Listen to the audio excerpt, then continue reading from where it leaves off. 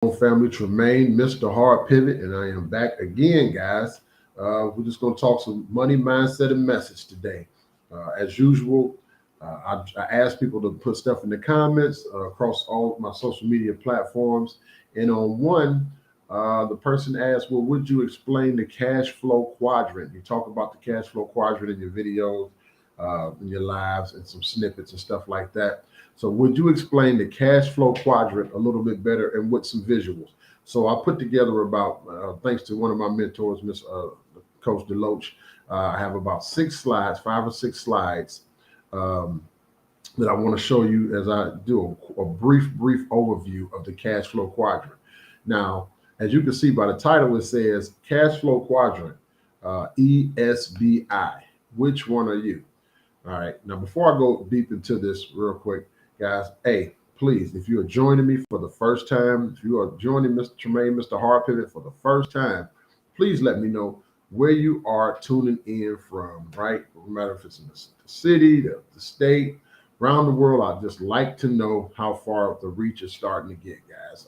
And I appreciate all of the love and the support and joining of the YouTube channel, the Money Channel, Mr. Hard Pivot, the Money Channel, Mr. Hard Pivot, right? Shameless plug.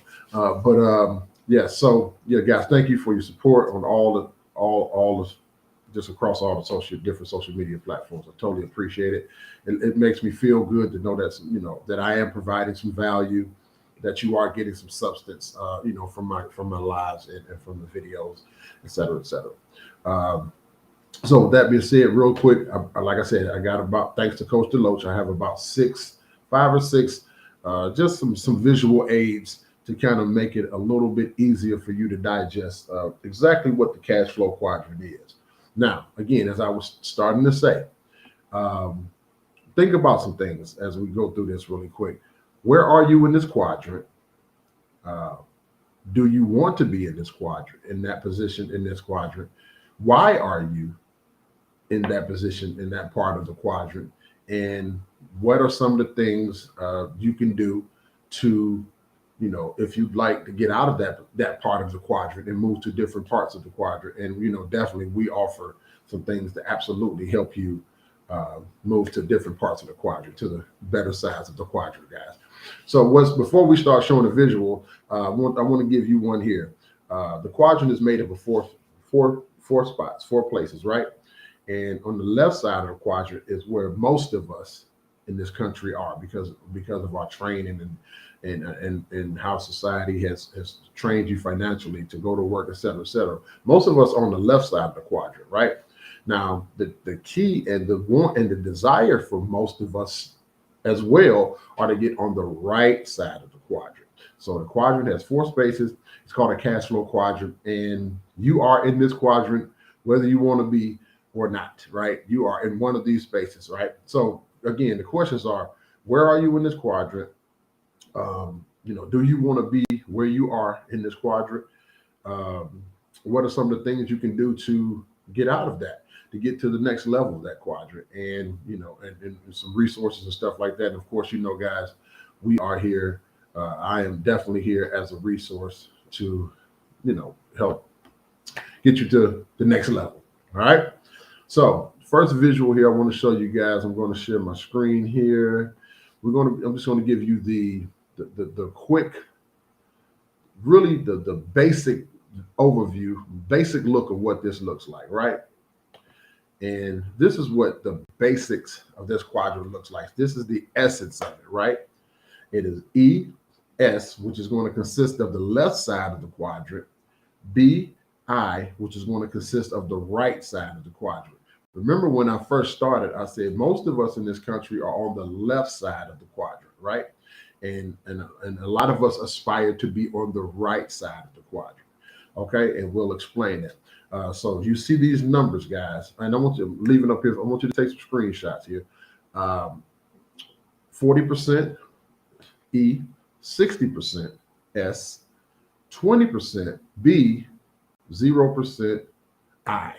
Real significant percentages here, guys. So kind of remember this as well. All right. Now that's just the basic view of this here. So now I'm going to move on to a couple more visuals that are going to some graphics that are going to give you some more in-depth understanding. Cash flow quadrants, guys. ESBI. E stands for employee.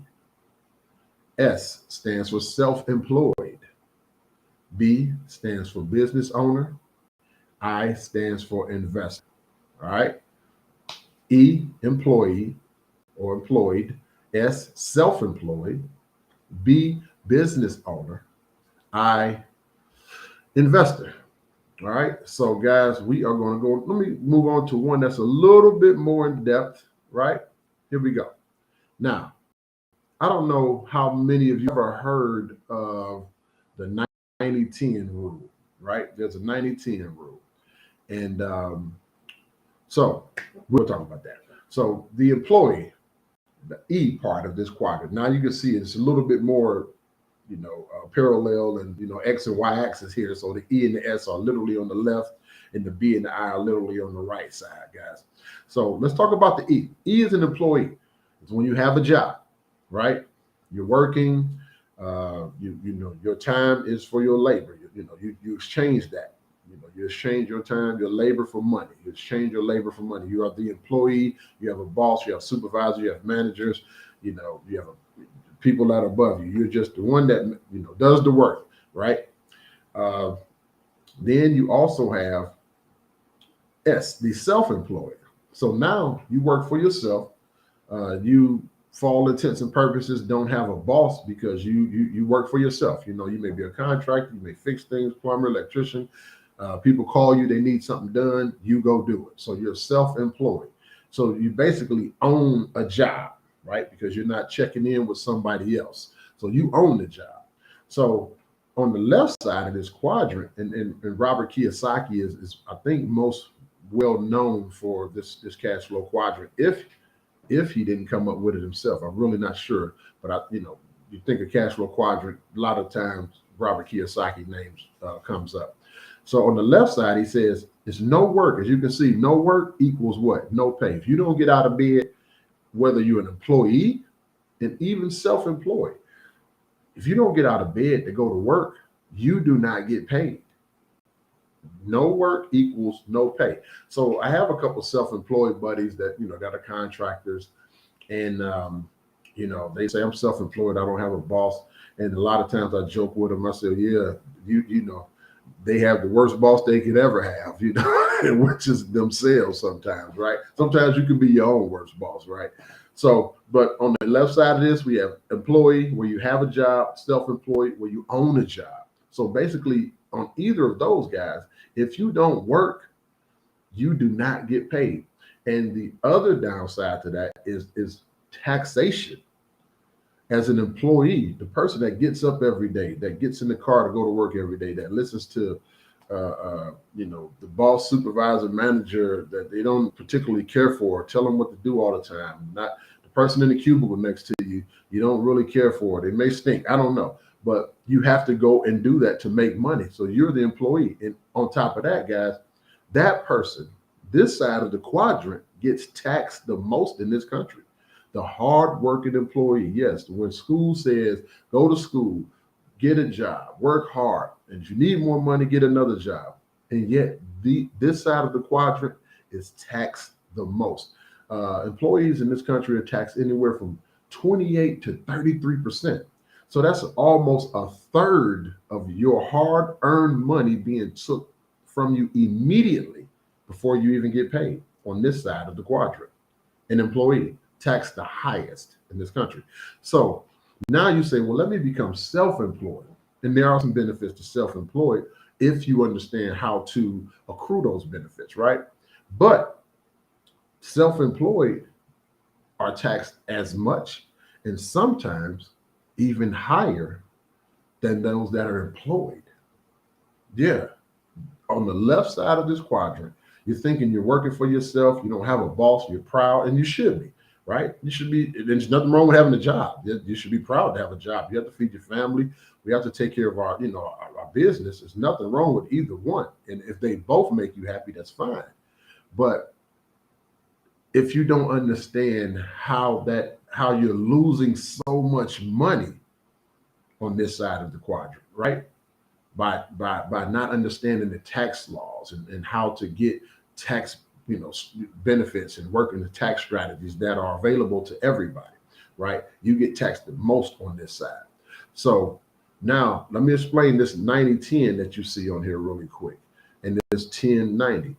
It said that this called a 90-10 rule. It said that 90% of the world's population is getting 10%, 90% of the wealth of the world population gets 10%.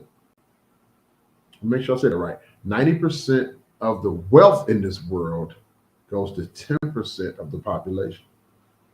Yes, 10% of the population owns 90% of the wealth. The 90-10 rule. Got that right. Sometimes you get a little tongue tied. But yes, right now, statistically, because of this quadrant, especially, guys, 10% of the population owns 90% of the wealth. And that 10% of the population is the ES, the employed, self-employed. The 90% is over on the BI, the business owner and the investor. So let me go to this next slide, and I think it opens up a little bit more. So, but before I do, let's talk about the business owner and the investor side. So now, as business owner, as opposed to self-employed, where you just own the job, you own your own job. You still, if you don't work, you don't pay, right? You don't get paid. As a business owner, now you understand, now your mindset has shifted. Now your mindset has transformed, because now you understand the power of leverage, right? Because now you own a system which helps you leverage your growth. Meaning that if you don't get out of bed that morning, or if you can't go to the job site or whatever the case that may be at that particular moment, your business is still generating income, with or without you. So as a business owner, you understand leverage. And why is leverage capitalized? Because it's important. It's a mindset. Because on the employee and self-employed side, we get taught that leverage is a bad thing. You get taught that if the word leverage is bad, you get taught that if you do anything outside of a job, that it's a scam, or anything that involves leverage has to be illegal. The 90% of people that have the 10% that own the 90% of wealth in this country have done it solely through leverage, whether they leverage people, places, or things, and or money. And most of the time they leverage your money and people. Leverage is a common thing, even on the job. See, what we don't understand, even on the job, there's leverage involved. There's a pyramid involved. There's a CEO and a president and a CFO and a secretary and your vice president and secretary and whoever else, all the way down to the guy in the mailroom, all the way down. And so the money is not tripling up that way. Money is only tripling up to the top of that. So everything has a process, right, and a structure to it. But business owners understand that with leverage, I can make more leveraging people, places, and things, as opposed to trying to do everything myself and make money whether I'm there or not. So a business, it works even when you're not there. So then when you understand these strategies, some other strategies, and you implement these different strategies, you move into the investor portion. Now you're down into the I portion, right? Where now your money that you have made is working for you now. So because money doesn't get tired, money doesn't sleep, money doesn't need a vacation, money doesn't need to go take a water break or a coffee break. Money is just going to work 25/8, right? So that's why when you're on this side of the quadrant, you're making more money. Now, we talked about the taxes on the employee and the self-employed side. Now, taxes on the business owner and the investor side become even better, because now the country, it incentivizes you to be business owners, guys. It wants you to be a business owner. Not saying it doesn't want you to be an employee. You're right. You can still be an employee, still have your job, But if you become a business owner, like especially in this country, what they like for you to do is use your social security number because it automatically makes you a sole proprietor.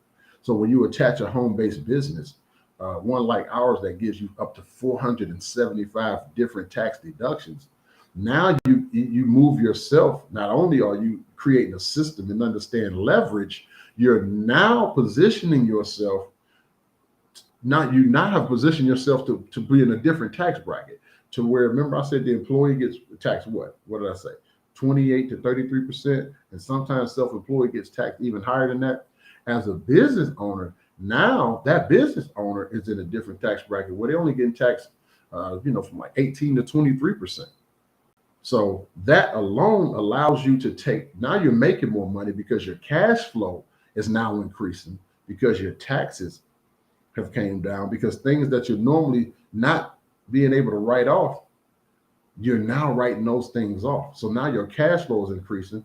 So now you're taking that cash flow and you invest in that, right? So now you're becoming that investor to where your money is working for you, where the incentive is even greater. Because as an investor, you paying, the taxes are anywhere from 15% or less. 15% or less, because now your money is working for you, right? Your money is just it's recycled. It's out in the universe. It's making more money, so it's working. It's not being taxed until last. You get to spend, and the money is not being taxed until last because it's always out making money. So that's the incentive for the investor. When your money is out constantly making money, it's hard to tax it because it's out doing its job. So my question, guys, and I want to change this slide here in this cash flow quadrant, right? Remember, E and S, active income, sure. No work, you don't pay. So the psychology of the employee is that it's comfortable. You have a check coming every week, every 2 weeks, monthly. So that's a sense of security. That's a security blanket, which in all rights you should have. You have a family, you have bills. I get that. But the problem that comes along with that is that those that want to become investors, those that want to do something more, do something bigger, do something better for themselves, for their family, to create just some financial freedom. Not everyone wants to be a gazillionaire, understood. But most of us would like to be more comfortable than we are, to do a few more things that we normally can do. And it takes money to do that, right?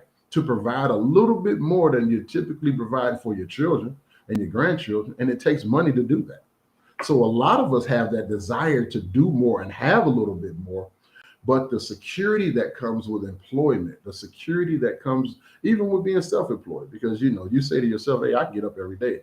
I know I'll go to work, but some things happen in life. What if you can't?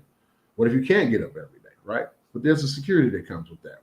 And with the business and the investor side, guys, see, the mentality is different. They're seeking freedom over security.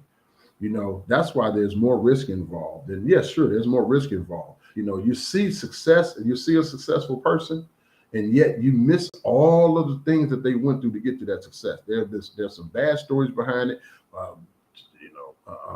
Almost losing your marriage, your children, your house, your home, just things that they do that a lot of people won't do. And it's not always to that degree, don't get me wrong, but there are risk involved in anything. So the freedom, they desire the freedom a lot more than the security, because they know that when they accomplish what they are looking for within their freedom search, the security is there because the income is there at a whole different rate, right? And now that income and that money can be used to make more money.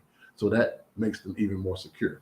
So again, guys, as you can see on this here, it says security 10%, freedom 90%, but that's really saying that 10% is giving up 90% of the wealth.